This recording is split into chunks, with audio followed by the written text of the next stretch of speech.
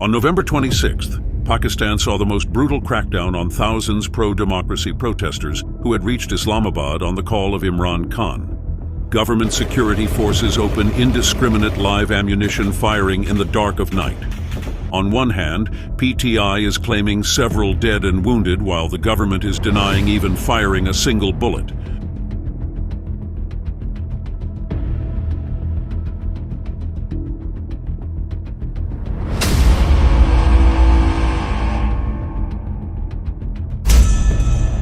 To get some sense of the day, we try to reassemble the timeline of the day based on testimony of protesters, on-ground journalist and video evidence.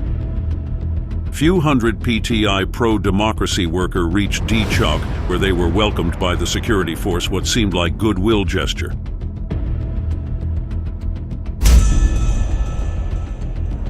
Around 2:30, it seems order came down to clear the D Chowk by force.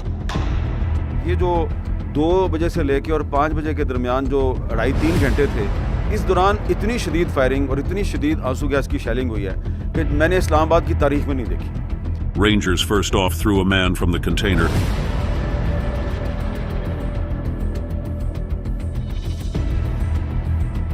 Then heavy tear gas was discharged. Eyewitness also saw snipers on the rooftops. Several videos of gunshot wound victims were observed during this part of police charge. They're using live assault rifles, these are Kalashnikovs, AK-47, they're using, as you can hear that, they're using automatic fire. ये इसको sir पे लगी है गोली।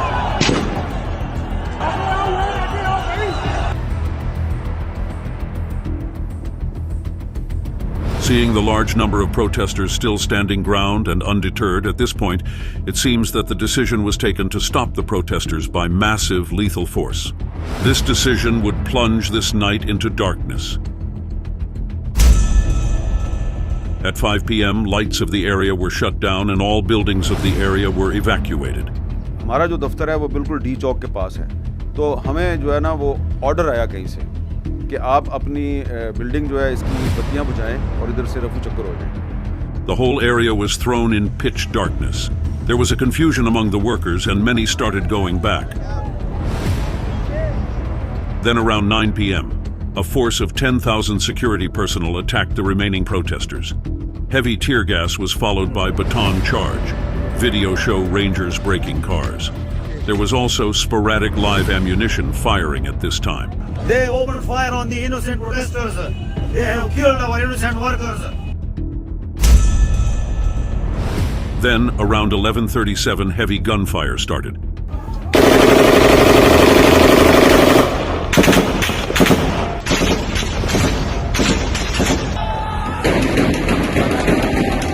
Several videos and eyewitness account describe the horror of this time. पुरानी चौक के लोग 3 लड़कों की डेड बॉडियां अंदर पड़ी हुई हैं और उसके अलावा टोटल 33 को डाल दिया गया। शेलिंग से नहीं ये जो फायरिंग हुई थी असल टाइम मैंने अपनी आंखों से देखा है, कम से कम 15-20 लोगों को इन्होंने स्ट्रेट फायर किया। क्या एक 17 साल का बच्चा भी शहीद हो गया और भी जो 7 प्लाजाज हैं इनकी छतों पे ये चढ़े हुए स्नाइपर्स स्ट्रेट फायरिंग कर रहे हैं। अचानक से एक स्नाइपर फायर की ना एक मखसूस आवाज होती है, सिर्फ एक बुलेट फायर होती है उससे। वो एक शख्स के कंधे और सीने के दरमियान लगी हुई, वो मेरे सामने गिरा। ये देखें, एक निहत्ते पाकिस्तानी को स्ट्रेट फायर करके गोली मारी गई है इन जालिमों की तरफ से। Several gunshot victims are seen to be taken to the hospitals. Several ambulances are seen to rush to the area. Later we get several videos of gunshot victims and dead bodies in hospital.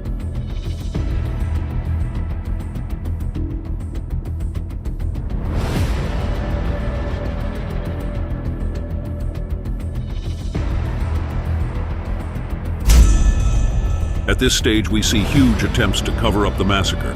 Hospital staff is threatened not to give out any information. Despite issuing death certificates, hospital denies existence of any dead bodies. Journalists who are investigating the wounded and dead bodies are abducted. BBC documentary revealed several dead bodies and doctor giving statement that they did unprecedented number of surgeries. In our career, we haven't done this much surgeries at one time on the operations night. Some of the injured persons were so critical that we had to put them in immediate surgery without anesthesia. There were almost 45 to 55 shot people who were admitted to hospitals at that night.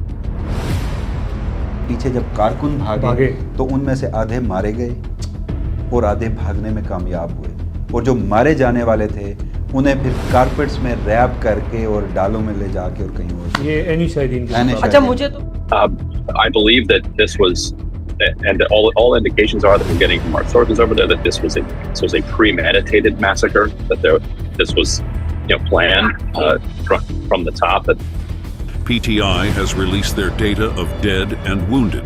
These numbers will certainly change when more data comes in, but in the end, we have these factual points that connect the whole story. 1. Several eyewitness accounts.